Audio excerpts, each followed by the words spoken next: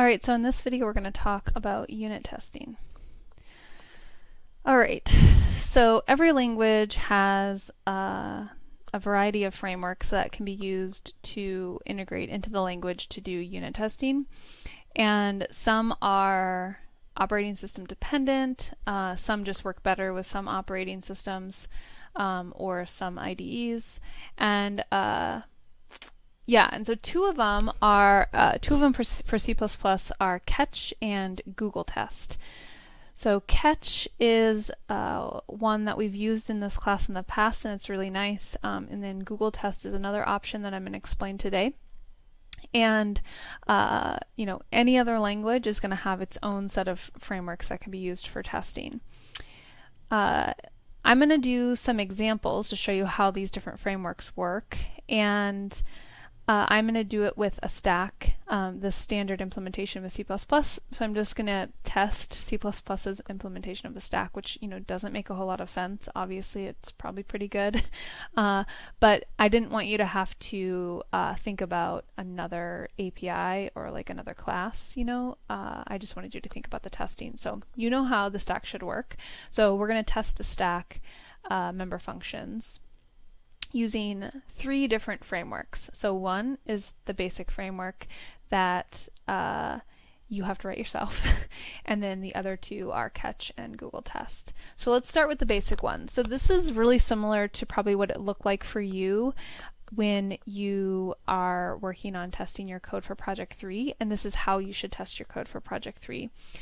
As we go through this class, we're going to add lots of tools, lots of skills, but we need to add them slowly. So right now we're focusing on learning how to write classes, how to handle memory, and whatnot. And so that's enough new for Project 3. So our tests are going to be sort of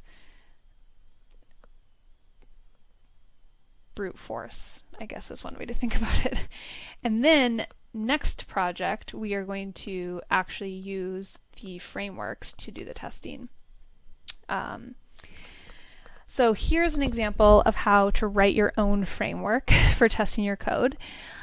So this is really similar to how it was described in the handout. So you have a main. Your main basically is calling all of your functions. I have three functions that are testing.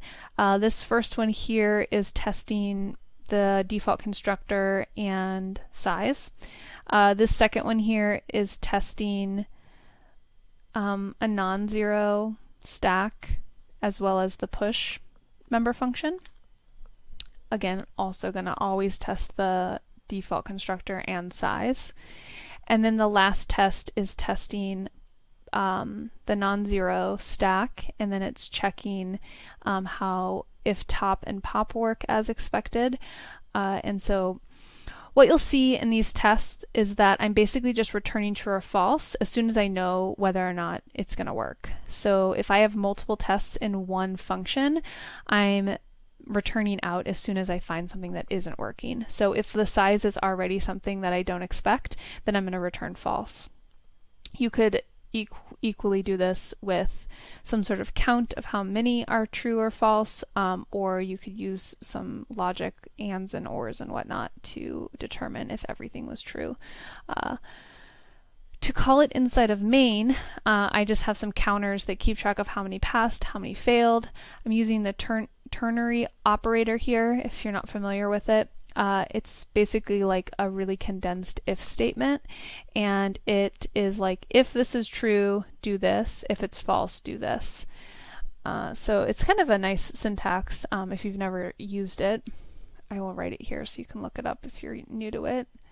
I'm spelling that right? Yeah. That's T-E-R-N-A-R-Y, because that's barely legible. But anyway, it's just an if statement that says, if the test is true, increment the pass counter. If it's false, increment the fail counter. And then I just print it out at the end. So anyway, this is the way to write out your own framework when you don't have one. If you're interested in this code, you can download it via the link right here. I run it and I compile it and I run it just as we normally would because it's just a regular file. There's nothing special about it. It's not linking with anything else. It's just I'm writing all the test cases myself. So this is pretty cumbersome, especially if you don't, have some slick ternary operators in there.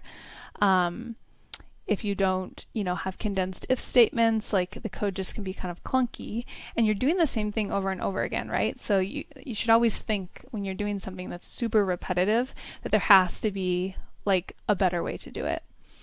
So let me show you with what's called the Google Test Framework. So it's a really widely used framework because it works across different operating systems okay, and it can be integrated into most IDEs. I have to say I haven't tried it with Visual Studio yet. My guess is that it would work okay with Visual Studio, but it was like not that easy to get working with Xcode, but it does work. So this is this is just basically what it looks like.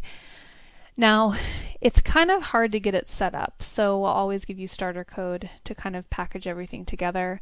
Running all of these on Linux is much easier than getting it to work on any particular IDE. That's really the trouble with a lot of things is like, we all have different operating systems, and so for me to provide starter code for you to work on all your different operating systems and all your different IDEs, it's really tough. That's why we really have to stick with one. But it's actually really the easiest thing to do was to get everything set up on the Linux machine. So the way that it looks is you have a file, and I've called this file test.cpp, but you can call it whatever you want. It doesn't need to be called that. You just have to indicate what it is when you compile it.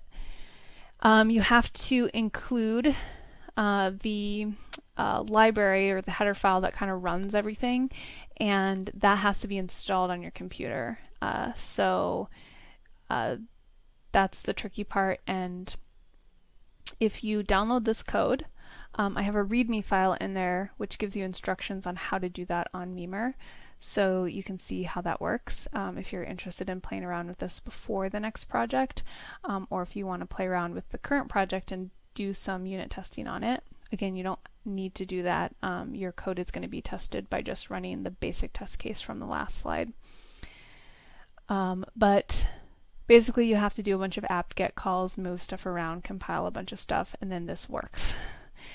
So what I'm suggesting that you all do is described in the README file, but basically it's a bunch of instructions to include a bunch of calls in a bash script that runs at the startup of every time you run Memer, so that you only have to do it, so you don't have to keep doing it every time you want to do testing. Okay, so anyway, assuming this is there, assuming that you have those header files in the place that they're supposed to be, and you've compiled the Google Test framework, then it's actually really simple. All you need is this file right here, and then whatever you're testing. So I'm just testing stack, so I don't need to include it. I'm just going to put the include statement. I don't need to include it in the folder. I just have that include statement. And then it looks really similar. I did the same example for all these different frameworks. Here I have the three tests, the same three tests. The syntax is slightly different. You call the function has to be called test here, and then these you can name them whatever you want. The first name is usually the object that you're testing, and the second name is usually what you're testing about that object. It doesn't have to be the function name. It can actually be whatever you want, but it is what prints out here, so it helps to keep it consistent with something that makes sense to the test. And then other than that, we were doing comparison before, like equals equals, it should equal this, it should not equal this, whatever it was. So the equals equals is just assert equal, and then you just put the two things in the function. And this is pretty consistently how all of these frameworks work, is that there's some function like this. Sometimes it's called equals, sometimes it's just called assert. Here it's called assert _eq. and that is what needs to be true in order for the test case to be considered passing. When you compile, you have to add all these flags in order for it to work. So the compile statement is different. So if you look at the make file here in the download, you'll see that the make file is different than normal when you run these tests. And then the run is the same, so you're just going to run the executable file. When you run it, you'll see what prints is something that's slightly more satisfying than the print statement from before. It shows that everything passed. It's the same exact thing that it looks like behind the scenes of Mimer. That's what it shows when you pass, and if you pass all of them, that means you get past that test case. So if you didn't pass any one of these test cases, it would show you which one. So you want to, section out your test cases in a small enough package that you would be able to determine which one is wrong. But you don't want to put like every single assertion in its own test, because then you'd have so many. So you want to kind of package them in a reasonable way. So this is how Google Test Framework works. So once you get it installed on your system, at least on a Linux system, it's just a matter of including this, and so it's really easy. That's not the case so much on a Mac or a PC, but that's okay. You would just need to, connect everything in your IDE properly. For catch, I wanted to just show you what this syntax looks like, because I think what's really important is that no matter what framework you learn how to do unit testing in, once you get it, you can translate that knowledge to any other language and to any other framework, because they're all very similar. So here you'll notice that catch has slightly different syntax. It uses the word test case instead of test. It takes in a string to name the test case, where the other one was like there was no quotes around it. And then the assertion statement is called require instead of assert_EQ. But otherwise, if you look through the code, it's like exactly the same. And then when you run it in a Linux operating system, this is what comes out. So it says that all 3 test cases passed and 104 assertions passed. So that's how many assertions are total. Oh yeah, because this is the only one that's in a loop here. And if you fail one of them, it breaks those test case results down a little bit. So this is what catch looks like. Now the difference between catch is you don't have to install anything. So like on Mimer or other IDEs, you actually just need to grab this .h file.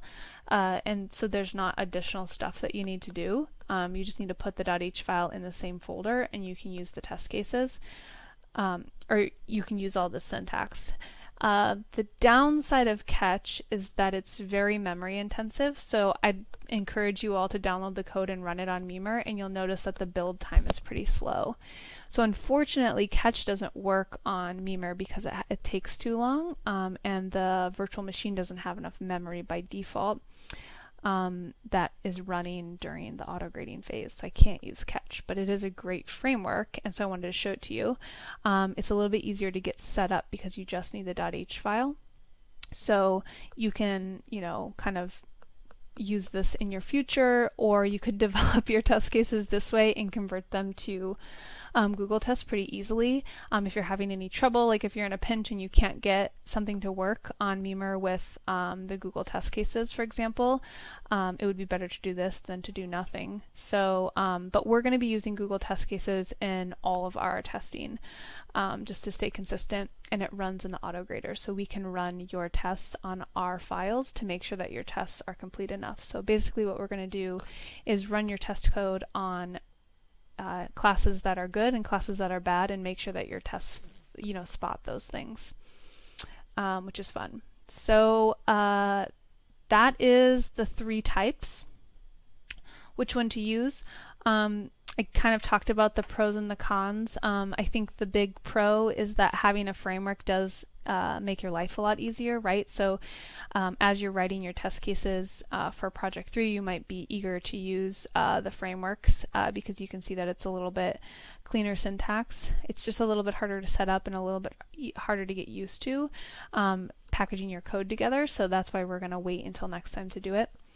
We're going to be using Google Tests this semester to test all of our classes, just because that's what works with our system. But they're, either most frameworks are pretty close to there's not a lot of huge differences in different frameworks, and you can tell that just by the syntax, right? They're all pretty similar. They all can kind of do the same kind of testing. All right, so that is unit testing. Now in the next couple videos, what I'm going to be doing is going over 2 examples using Google Tests, so you can have some more examples